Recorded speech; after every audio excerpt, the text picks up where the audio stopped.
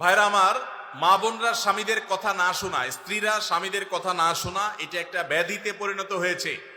পশ্চিমাদের মুখরোচক স্লোগানে আমাদের অনেক মুসলিম নারীরা বিভ্রান্ত হয়ে গেছেন। মনে রাখবেন, কোন নারী যত রকম ইবাদত বন্দিগি করুক, তিনি যদি স্বামীর সাথে সবসময় আড়াআড়ি করা, স্বামীকে ইগনোর করা, তাকে অমান্য করার মানসিকতা তার মধ্যে তৈরি হয়, তাহলে তিনি কখনো নেককার মুসলিম নারী হতে পারেন না। যে ভাই এই প্রশ্ন করেছেন তাকে বলবো, বিয়ের আগে এটা ভাবা দরকার ছিল যে এই মেয়ের মধ্যে আল্লাহর ভয় আছে কিনা। যদি কেউ মুত্তাকি হয়ে থাকে, সত্যিকারে মুসলিম হয়, আল্লাহ ভীরু হয়, তিনি কখনো স্বামীর অবাধ্য হতে পারেন না। কোনো বিষয় নিয়ে মনোমালিন্য হতে পারে, মতভিন্ন হতে পারে, কিন্তু তাই বলে অবাধ্য হওয়া যেটা বলে সেটা হতে পারে না। এখন এই বোনকে আপনি মোটিভেশন দেন, তাকে ভালো মুসলমান বানাবার চেষ্টা করেন। আপনার কথা শোনানোর চাইতে তাকে আল্লাহর আনুগত্য করেন, আল্লাহর আনুগত্যে আনেন। আল্লাহর আনুগত্যে আসলে সে স্বামীর কথা এমনি শুনবে ইনশাআল্লাহ। শেষ করি, মনে হয় সময় অনেক হয়েছে। ভাই ধরো চলে যাচ্ছে। আচ্ছা দেখ, জি।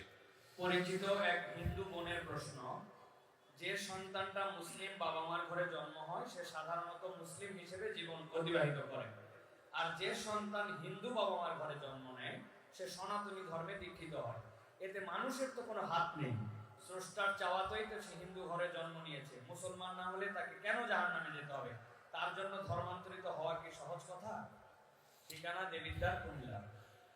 ধন্যবাদ। যেই হিন্দু বোন প্রশ্ন করেছেন সেই বোনকে আমি বিনয়ের সাথে বলতে চাই, আল্লাহ রাব্বুল আলামিন আমাদের প্রত্যেককে বিবেক দিয়েছেন। যাকে আল্লাহ বিবেক দেন নাই, যিনি মানসিকভাবে সুস্থ নন, সেই লোকটা এই জবাবদিহিতার আওতায় নাই। আল্লাহ যাকে সুস্থ বিবেক দিয়েছেন তাকে তার বিবেক সত্যের প্রতি অনুসন্ধান করার, সত্যের পথ খুঁজে বের করার শক্তি সামর্থ্য দিয়েছেন। এটা ঠিক যে মুসলিম পরিবারে জন্মগ্রহণ করার কারণে একজন শিশু একটা অ্যাডভান্টেজ পায় ইসলাম গ্রহণ করবার জন্য। একজন শিশু তিনি অন্য ধর্মাবলম্বী মা বাবার ঘরে জন্মগ্রহণ করার ফলে সে এই অ্যাডভান্টেজটা পায় না, এটা ঠিক। কিন্তু আল্লাহ যে তাকে বিবেক বুদ্ধি দিয়েছেন, সেই বিবেক বুদ্ধি খরচ করা তার কর্তব্য। তার কাছে ইসলামের দাওয়াত যদি পৌঁছে থাকে, ইসলাম যে একমাত্র সত্য ধর্ম, সেই আহ্বান যদি পৌঁছে থাকে, আল্লাহ কোরআনে বলেছেন ইন্নাদ-দীন ইনদাল্লাহিল ইসলাম, ইসলাম হলে আল্লাহর কাছে একমাত্র মনোনীত দিন। আল্লাহ বলেছেন ওমান ইয়াবতাগি গায়রাল ইসলামি দীনান ফালান ইউকবালা মিনহু, কোন ধর্মকে দিন হিসাবে গ্রহণ করবে সেটা আল্লাহর কাছে অ্যাকসেপ্ট হবে না। এই যে অ্যাকসেপ্টেড হবে না দিন ছাড়া, অন্য ইসলাম ছাড়া অন্য কোনো কিছু, এই দাওয়াত পৌঁছার পর তার দায়িত্ব হয় তার বিবেককে খরচ করা, এটা আসলেই সত্য দিন কিনা সেটা অনুসন্ধান করা। সে এতটুকু যদি না করে তাহলে সে তো আল্লাহর কাছে দায়ী হবে। হ্যাঁ, যেটা আপনি বলেছেন যে অমুসলিম পরিবারে জন্মগ্রহণ করে ইসলাম গ্রহণ করা কি সহজ কাজ?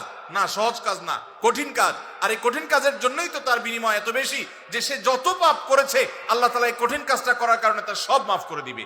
আল ইসলামু ইয়াহদি মা কানা ক্বাবলাহু, ইসলামের আগে সবগুলো আল্লাহ তাআলা মাফ করে দিবেন, কারণ সেই কঠিন কাজটা করেছে।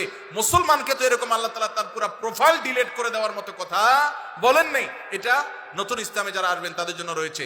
আর যারা খ্রিস্টানদের সম্পর্কে আল্লাহ বলেছেন, আহলে কিতাবদের সম্পর্কে, যে তারা যদি ইসলামে আসে তাদেরকে ডাবল সওয়াব আল্লাহ তাআলা দিবেন। কষ্ট হবে, ফ্যামিলির বিরুদ্ধে তাকে যেতে হবে, এই জন্যই তো আল্লাহ তাআলা এই রিওয়ার্ড গুলো তাকে দিচ্ছেন। আল্লাহ আমাদের সবাইকে হেদায়েত লাভ করার তৌফিক দান করুন। কাউকে আল্লাহ তাআলা মুসলিম বাবা মার ঘরে জন্মগ্রহণ করিয়ে অ্যাডভান্টেজ দিয়েছেন, কাউকে আল্লাহ তাআলা মুসলিম সোসাইটির মধ্যে রেখে অ্যাডভান্টেজ দিয়েছেন, কাউকে আল্লাহ বিবেক বুদ্ধিতে শার্প রেখে তাকে অ্যাডভান্টেজ দিয়েছেন। অ্যাডভান্টেজ সবাই কম বেশি পাচ্ছে, তবে আমাদের কাছে শুধু নিজেদের দুর্বলতাটাই চোখে পড়ে। আল্লাহ আমাদেরকে হেদায়েতের পথে পরিচালিত করুন, বলুন আমিন। ভাই আপনারা উঠা বসা করেন না, একটু বসেন, আমরা আর কয়েকটা প্রশ্ন উত্তর দিয়ে শেষ করবো ইনশাআল্লাহ। জি। স্বামী আদেশ করলে কি শুধু শাশুড়ির সেবা করতেই হবে?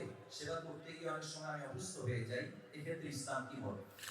ভাইরা আমার, স্বামী যদি আদেশ করে যে আমার বাবা মার খেদমত করো, এখন বোনের প্রশ্ন হলো আমি অসুস্থ হয়ে গেলেও কি স্বামীর সে নির্দেশ মানতে হবে কিনা? উত্তর হলো না।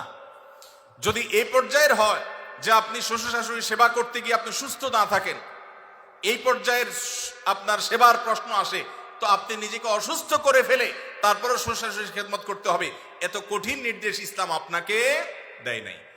তবে এ জাতীয় ইস্যুতে আমি অনুরোধ করব, কোনো ভালো বিচক্ষণ বিদগ্ধ আলেমের কাছে দেখা করে উভয়ের পরিস্থিতি পর্যালোচনা করে অ্যাসেসমেন্ট করিয়ে তারপর সমাধান নেওয়ার চেষ্টা করবেন। কারণ এখানে আপনার কাছে যেটাকে মনে হচ্ছে বাড়াবাড়ি, আদতে সেটা খুব নরমাল বিষয় হতে পারে। এই জন্য তৃতীয় পক্ষের কারোর সহযোগিতা নিলে সেটা সবচেয়ে ভালো হয়। এই প্রশ্নোত্তরের সংক্ষিপ্ত সেশনে আমরা অল্প কথা উত্তর দিয়ে গেলে আপনার ভুল বোঝার সম্ভাবনা আছে। সেজন্য কোন দক্ষ আলেমের কাছে, বিচক্ষণ ইমাম সাহেবের কাছে গিয়ে দুজন মিলে তারপরে পুরো অবস্থা জানাবেন।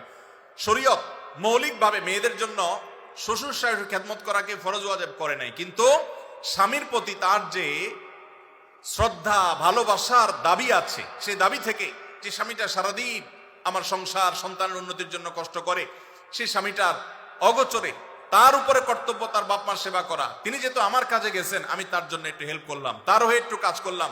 তাছাড়া মা বাবার মতো বয়সী মানুষ, তারা যখন আশেপাশে তাদের সেবা করার মানসিকতা থাকা দরকার। কিন্তু সেই সাথে এটাও ঠিক যে আমাদের সমাজে অনেক শ্বশুর শাশুড়ি আছে আস্ত জোয়ান তাগড়া সুস্থ সবল, এরপরও সে আশা করে বসে থাকে বৌমা সব করে দিবে। এটা খুব বাজে একটা অভ্যাস। অনেক শ্বশুর শাশুড়ি আছে তারা মনে করে বৌমা ঘরে আসছে মানে হলো কাজের মেয়ে ঘরে আসছে, অতএব আমাদের এটা বাই ডিফল্ট পাওনা হয়ে গেছে। এটা খুবই বাজে একটা উদাহরণ। শ্বশুর শাশুড়িদেরও আল্লাহর কাছে বিচার আছে, তারা জুলুম করলে, সীমালঙ্ঘন করলে তাদেরও দায় আল্লাহ তাআলার কাছে থাকবে। নিজের মেয়েটা তাকে দিয়ে কোনো কাজ করায় না, আরেক ঘরের মেয়ে আসছে তাকে দিয়ে সারাদিন গাদা খাটনি করা, এটা জুলুম। অতএব জুলুমও করা যাবে না।